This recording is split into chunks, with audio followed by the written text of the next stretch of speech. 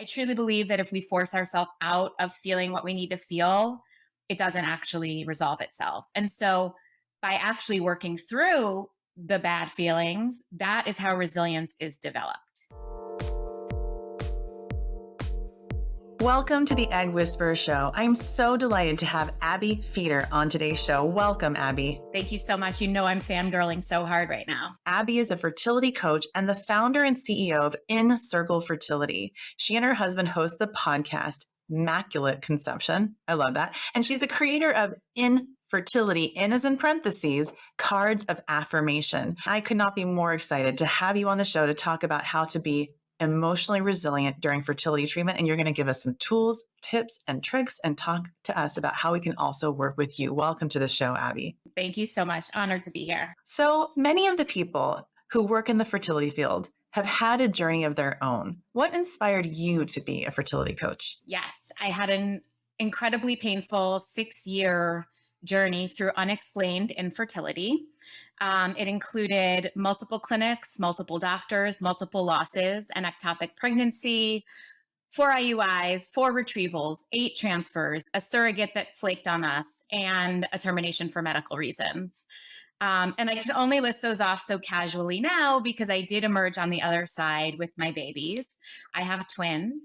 Um, and we really thought, we were told many times it would not happen for us. And so, you know, nobody, when you think about the word resilience, I don't think people seek out to be resilience. Resilience almost happens to you from situations you didn't want to put yourself in. And so I did not want to go through infertility, and every minute of it was painful. But once I did, it became my life purpose to help other people get through it in a more manageable way. Yeah. I would say that maybe 2 or 3 years ago, I wasn't talking to my patients about working with a coach, but I feel like the world has changed and people need as much support as they can possibly get. So, can you explain to us what a fertility coach does? What I say is that I hold the hearts and hold the hands of women and couples navigating this journey. The reason that fertility coaches exist now is because so many of us have gone through this and said, enough. This could have gone so much smoother. I needed help. I needed guidance. I didn't know where to turn when to make decisions. I was fortunate enough to have access to therapy, to have insurance that covered therapy, to be able to communicate well with my husband, with my family, and I still felt completely lost. Many coaches work different ways. And the way that I work with people is actually over a minimum of 6 months because I really want both sides to commit to being on the journey together. As you know, uh, 6 months isn't even that long from the medical perspective because we're still figuring out what works for your body, what works for your mind, what works for your relationships. But nobody wants to think they're going to be going through infertility still in 6 months. Like, isn't this going to be like I just do a round of IVF and I get my baby, right? So I really like to hold the hands and go through the journey for at least 6 months with the women that I work with and the couples that I work with. And it looks like conversations and text messaging and all the little ways. I mean, on my website it even says you have a guaranteed 12-hour response time, but it's usually more like 12 minutes, and that's dead on accurate. And that's the thing, nothing is guaranteed. So, for some people, it might be one IVF cycle, you get what you need, you transfer, and you're done. But I think it's better to think of it as hopefully you're led to the right path and journey in a very smooth way. And so no matter what happens, it's just nice to have that support. And you talk about resilience and, helping people with that and basically being a resilience coach. So how can people work toward being more resilient? I think one of the most important ways that human nature goes against, and we have to remind ourselves to get back on track, is so simple, which is to allow ourselves to feel what we need to feel. A lot of time on the infertility path, you feel jealousy of other people. You feel anger that your best friend's on her third baby when you haven't had your first. And you feel like it's not okay to feel that way, like you're wronging your person for some reason, or you're betraying them by having those feelings. And I really like to be the place to hold that venting space for you and validate you that you are allowed to feel it, that it's very natural to feel it, and to actually let yourself sit in that feeling as long as you need to. Because I truly believe that if we force ourselves out of feeling what we need to feel, it doesn't actually resolve itself. And so by actually working through the bad feelings, that is how resilience is developed. Can also give a super simple tip that I have said in many arenas long before I was even a fertility coach, which is to keep a love file. So, like at work or in your family, or if you help a friend and anyone's like, "Oh my God, thank you so much. You made my day. You made my life. You kicked ass on that project." Sorry, am I allowed to say that? Okay. You can say ass as much as you want. Just put those in a file for a bad day. And I will do this for myself all the time, from even old notes from like 10 years ago. Sometimes I just read those files because I need a little hope from the outside world that I don't feel inside? And I do that too. When people write me a thank you card, I take a picture of it and I keep it in a folder for that exact reason.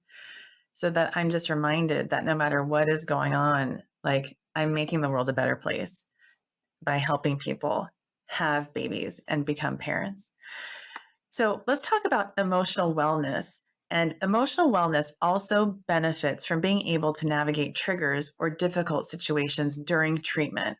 And how do you coach people through triggers? I'll tell you, I'm on the other side of my fertility journey. 3.5 years. My twins are 3.5 years old, and I still get triggered. I still hate pregnancy announcements. And again, we go back to sort of normalizing that it's okay to be triggered, allowing yourself to feel what you need to feel, and just know we are all triggered, right? Let's talk about the trigger, acknowledge the trigger, become aware of the trigger, and then figure out what works best for us to get out of the trigger. And just know that they're going to come up. I don't think I'll ever see a pregnancy announcement and be purely happy for the person. It's just not possible. The trauma is real. And, therapists are amazing at unpacking trauma. I work more in the trigger field, in the day to day, in the what can we do now today, not necessarily go back to past trauma and experience. What can we do now today to get through this part of the fertility journey in a manageable and a way that we feel in control? Yeah, and that's why you'll never see a picture of a pregnant belly on my website. You won't see a picture of a baby on my website ever. And I don't talk about my own pregnancies. I don't post pictures of my children. You'll never see that on any of my social media pages because I'm very, very sensitive to that. It is so triggering. Like this week I had to do some work on a fertility benefit site, and the first picture you see is a giant belly, pregnant belly. And I wanted to cry for myself, and I've made it through. So I could only imagine what it feels like to yearn for that so deeply and see the pictures everywhere. That is not going to help anybody going through this? And then what about other triggers closer to home, like nosy family or friends, or dismissive comments from people you're close to, or uninformed discussions and myths that might be offered as helpful, but they're really not? How do you deal with that, or at least help your clients deal with it as well? So this was one of the hardest parts of my journey. I think everyone has well-meaning intentions, but often misses the mark. I can't make a blanket statement on the best way to deal with it. For me personally, I had to really examine my boundaries and decide at a certain point, look, I didn't want to share my fertility journey early on. And honestly, the reason my husband and I started our podcast was because we were holding in and biting our tongue at all the things we wanted to say to our family and friends that were so wrong and missed the mark, or if they ignored it altogether, like they knew we were having treatment and then they never followed up because they're terrified. They don't want to say the wrong thing. But to me, I'm like, you're not even acknowledging that maybe I'm really in pain right now. Right. And so we got a recorder and we would make lists like people we want to punch, or Uncle Salvador said this awful thing to me. And like, we just needed to talk about it. So I think you need to have your person. It can be me, it can be a friend, it can be your partner, where you can be like, this was a completely inappropriate thing for them to say. And if it's someone like me or someone who's been through it, we just get it. We get it. We can make a list of all the horrible things our family said. I'll never forget my best friend was throwing a birthday party for her husband, and there was only like 2 parking spots available. And I had to come late. And I was like, can you save me one of the spots? And she said, so sorry, the spots are only for people with kids. And she knew what I was going through. She meant nothing by it. She just knew she had to hold that space for someone who had kids who was going to need to unload. And in that moment, I was like, my husband and I have to put this podcast out into the world because people don't understand that saying something like that to someone who's going through infertility is so painful. It's 7 years later, and I still think about when she said that to me. I've since, of course, told her and we've talked our way through it, but it's like this is why we need to navigate this, not just with the people going through infertility, but the people supporting the people going through infertility. Even within my practice, there's times where I'll get a text from a client who's like, my husband doesn't understand why I want to XYZ. It's something fertility related. And I'll say, you know what? He doesn't need to understand it. You need to just tell him, I can't explain why. You don't have to understand it. This is just what I need right now. I need you to not talk to your parents about what we're going through. Whatever it is, like finding a way to communicate your needs is so crucial during this process. And so many women, strong women, are reluctant to do that and don't feel empowered to do that. And that's one way that I think coaching can really help. Yeah, and I think also communicating with your clinic can also be an issue. And there's so many triggers there also. I mean, the triggers aren't just with the people that are around you day to day. Sometimes things can come up. For example, you're over 40, you already have one baby, and people just don't have as much compassion for you. Or you're having a miscarriage again, and people are like, well, what did you expect? You're over 40. So they don't have the empathy that they really should have for you. And that's just really hard for me to see because most of my patients are over the age of 37. So it's hard for me. I have all the love in the world for them. How would you say someone in that type of situation as a coach should advocate for themselves if they're not getting the type of response that they need from a clinic, for example, when they're going through something like that? The squeaky wheel gets the grease, and that's just the way it can be when it comes to clinic management. I wish that every doctor and every clinic were as amazing as you, and you know all of your people love you for this in terms of getting back and communication and response and empathy and emotional, being delicate with one's emotions. But I see clinics where a doctor won't get back to you if you're doing IUI, but if you're doing IVF, they will. Okay. If you're going through IUI, it is brutal and it is painful and it is emotionally triggering to not be able to do what your body should be doing naturally. The doctor or the clinic doesn't get to make the call on whether that's important enough for the doctor to call you back. I have a client I'm texting with today. She can't get through to her actual doctor. She can get through to a portal, but there's no way to get to the actual doctor. And this is somebody who is a go getter who will go after whatever she wants. And I'm like, call the clinic and find out how to get in touch with your actual doctor. And she's like, but what if they don't tell me? Then you call again. You can't think clearly when you're going through this. You need someone to help, again, be that lighthouse for you, get you back on track, and remind you that you have the skills you need to nudge and to get the information that you want. This is why I think it's so important to have outside help. Right. That's one of the things that I teach people when they take my IVF class. And I say, find out what the phone numbers are so that when you need to reach someone, if you do, that you'll be able to reach them within a reasonable amount of time. Because sometimes the things that you need help with are extremely important and urgent. So if you can't reach someone because let's say you dropped your HCG and the glass shattered, what are you going to do? Sending a message through the portal is not going to help. So that's a really important question to ask if you're starting off on your journey and you're working with someone. What is the emergency phone number?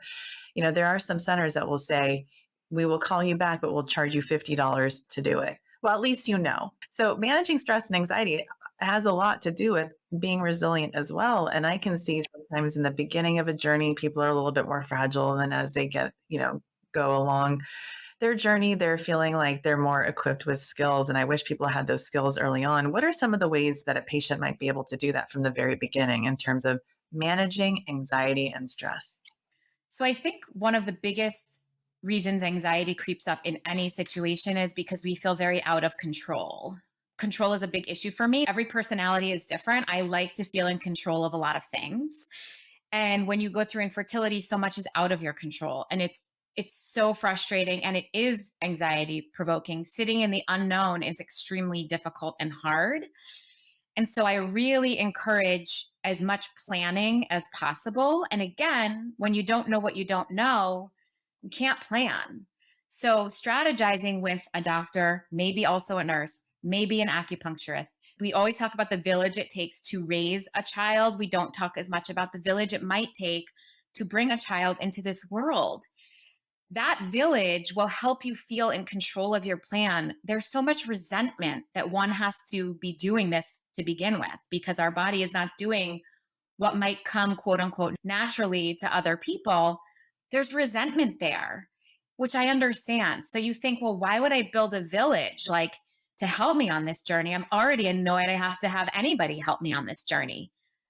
But if you're going to do it, let's do it right. Let's plan together to alleviate some of the stress and anxiety to gain control of the situation. Like you have your Tushy method. I have what I call the glow method. I want you to glow during infertility. G is for gain control. L is for learn what works. O is for ovary love. And W is for win. Like gaining control is step one, because that is what's going to make you be able to manage the day to day of this process. And still, there's going to be times it feels out of control. You can only do what you can do, but like give yourself the best shot at having a resilient experience. Yeah, I love that. And gaining control from my standpoint is knowing what the why is. What is your diagnosis? Why are you even sitting in my office talking about fertility treatment? Part of that is a very spiritual, emotional journey to have a baby, but there's also medical issues. And doing IVF, as we all know, isn't just what you do to fix it. It's not as easy as you know from your own journey. It's not just do IVF and everything's going to be okay. So you've also created these pretty cool cards, and thanks for sending them to me. I love them. So it's these infertility cards of affirmation, and I would love if you would just share more about them. These came out of actually post my journey. Somebody, one of my best friends, gave me for my birthday a deck of affirmation cards. And I picked the first one up. I don't even remember what it said. And I was like, oh, I wish I would have read this when I went through infertility.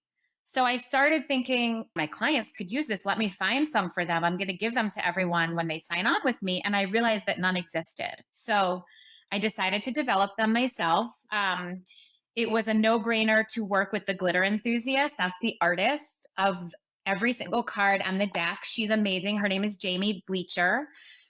She's another IVF warrior, and she decided to gain control of her journey by turning the pain into purpose, making art with sterile IVF injection needles, which is what she does. So each and every card is a complete, beautiful, handwritten note from someone who went through it themselves, namely me.